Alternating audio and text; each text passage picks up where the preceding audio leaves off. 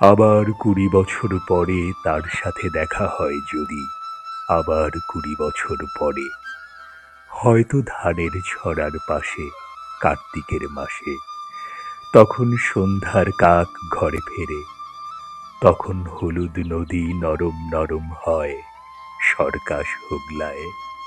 অথবা নাইকো ধান খেতে আর ব্যস্ততা নাইকো আর, হাঁসের নীড়ের থেকে খড়, পাখির নীড় থেকে খড় ছড়াতেছে, মুনিয়ার ঘরে রাত, শীত আর শিশিরের জল।